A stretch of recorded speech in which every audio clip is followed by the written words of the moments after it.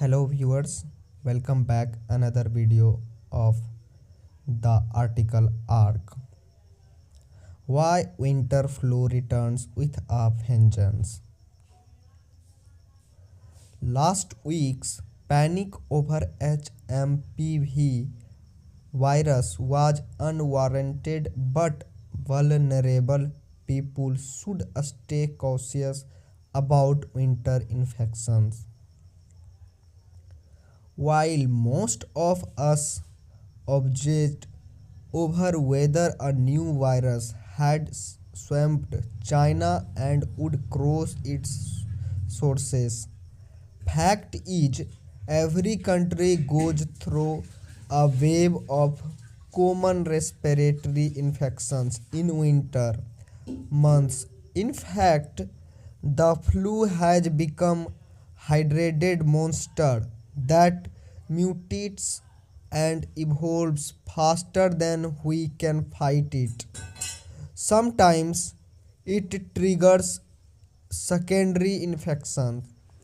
This reality sunk in for 38-year-old Yash Mathur, who walked into the outpatient clinic of a Delhi hospital with symptoms of fever and cough, not expecting them to be indicative of pneumonia, a condition when the air sac in the lungs fill up with fluid, making breathing difficult.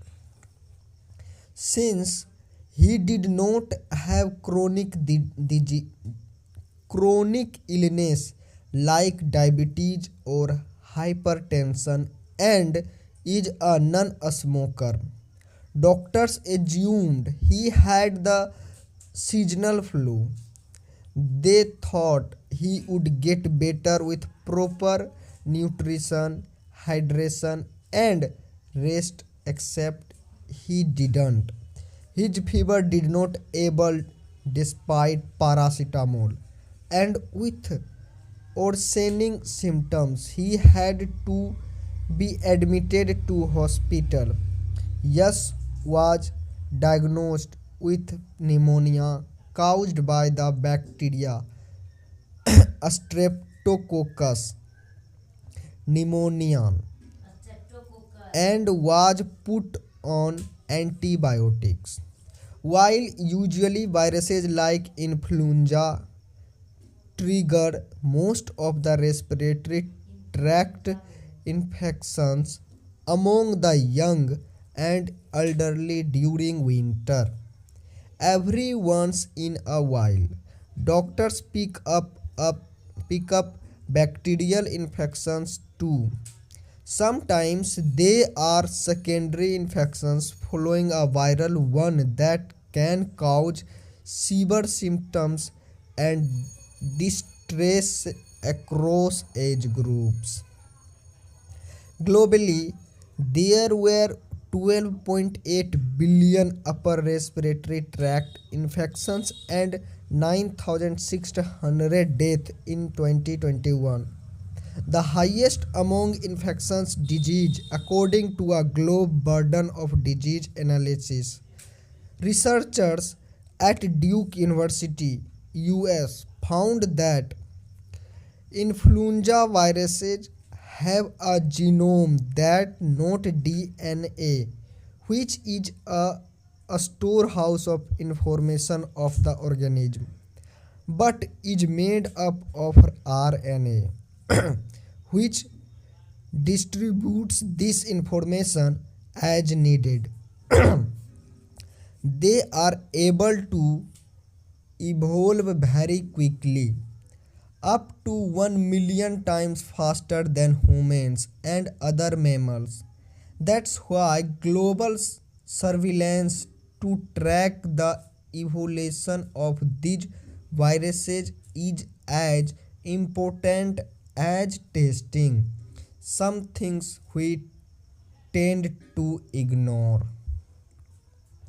When should you get tested? Most viral respiratory infections only cause mild symptoms such as cough, cold, a sore throat, and fever that gets better on its own. This is the reason not many people get tested. So, we do not know whether it's influenza or the human metapneumovirus HMPV that have caused the symptoms. However, people at a higher risk of severe disease should get tested, says Dr. Saranjit Chatterjee, internal medicine specialist at Indraprasth Apollo Hospital, New Delhi. Those below the age of 5 years or above the age of 65 years should get tested whenever they have a respiratory tract infections. Those living with chronic conditions such as diabetes, hypertension, kidney disease, liver disease, or have undergone a transplant should also be tested as they tend to have a weaker immune system and may get severe disease. People should be tested if their symptoms keep worsening after a couple of days. If patients do not respond to treatment, a secondary infection should be suspected and a sputum culture test should be carried out, suggests Dr. Chatterjee. When it comes to thoroughly testing for infections, Dr. Ekta Gupta from the Institute of Liver and Biliary Science, Delhi, is no stranger. As a virologist at the institute that provides a specialized care for patients with liver disease, she routinely screens her patients for 22 respiratory infections before their treatment. A patient cannot undergo a transplant surgery if they have an active infection. After the surgery, they are put on immunosuppressants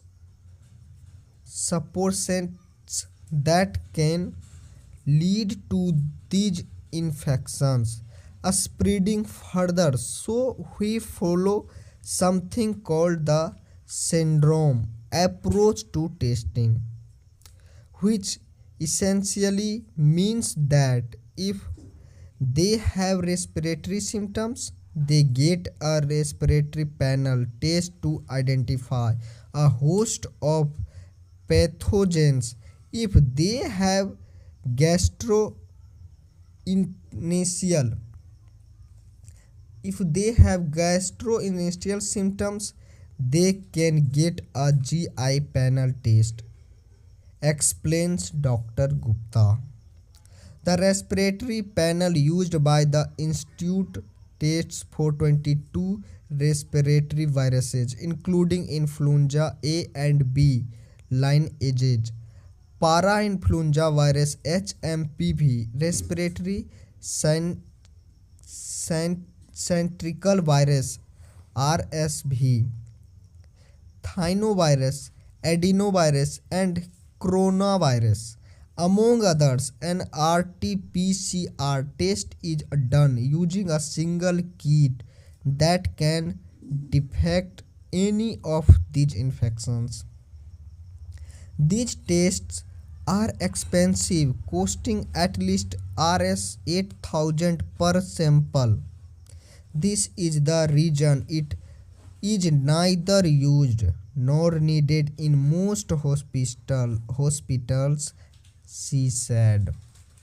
While the recent report of a surge in respiratory infections brought HMPV to the For Dr. Gupta explained that there is nothing new to it. HMPV infection does pop up every once in a while. We have detected at least 33 HMPV infections between 2016 and 2022, she said. Why viral infections go up in winter? There are a number of reasons. First, the mechanism to fight the infections is impaired during colder months. The mucus secretion goes up during the winter months. So does the humidity in the environment, both conducive to the growth and survival of pathogens that cause respiratory infections. This leads to an increase in respiratory infections during winter months across temperate countries, said Dr. Gupta. Second, several studies over the years, including ones during the pandemic, have established that exposure to pollution can lead to an increase in susceptibility to as well as severity of respiratory infections. Much of northern India experiences severe air pollution levels during the winter months. Third, winter is also conducive to the survival and transmission of viruses. The viruses are very sensitive to temperatures and cannot survive well in the hot summer months. Also, winter is a time when most people spend time indoors, where the closed environment makes transmission of this virus from one person to another easier. Says Dr. Gupta, India usually see two peaks in a seasonal flow. One during the winter months between January and March, and the second after the monsoon. These seasonal trends are yet to emerge for SARS-CoV-2 that lead to the COVID-19 pandemic, she said. How to prevent winter flu? Dr. Chatterjee suggests following COVID-19 like measures: maintaining social distance, masking up whenever possible, and washing hands frequently. There was, in fact, a decline in most respiratory infections during the pandemic, owing to these protective measures. With most infections during this time of the year being caused by viruses, people should not take antibiotics that do not have any effect on viral infections. Antibiotics may be needed only in some cases, such as in people with a weak need immune system, in order to prevent or treat a secondary bacterial infection.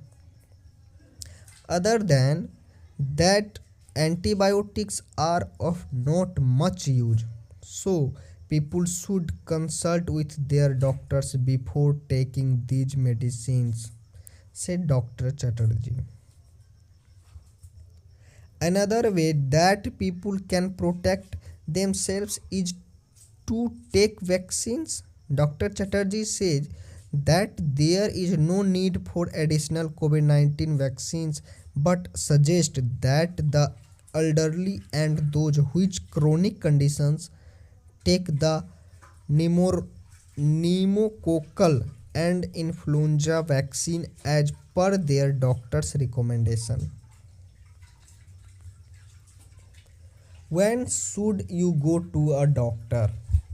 First, you have difficulty breathing or shortness of breath. Second, pain in chest that worsens with breathing. Third, high fever for more than 3 days.